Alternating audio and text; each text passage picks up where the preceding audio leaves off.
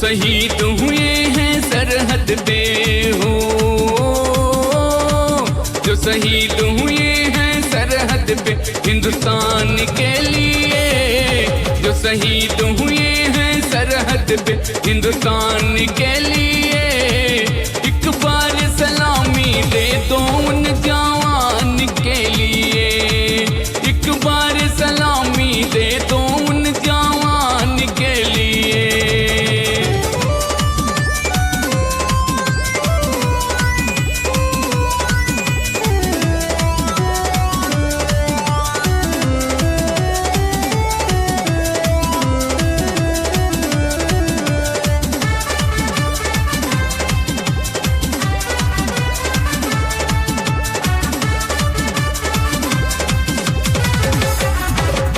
कितनी माँ की गूंद हुई सोनी, कितने बहनों के छिन गए भाई।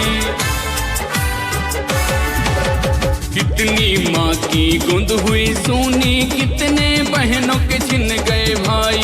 जो बाप न लौटे सरहद से हो, जो बाप न लौटे सरहद से कन्यादान के लिए, जो बाप न लौटे सरहद से कन्यादान के लिए। एक बार सलामी दे दो उन जवान के लिए, एक बार सलामी दे दो उन जवान के लिए।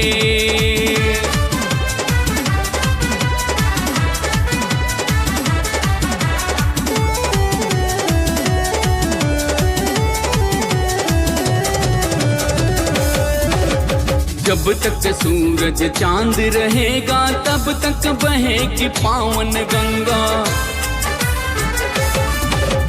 जब तक सूरज चांद रहेगा तब तक बहेगी पावन गंगा।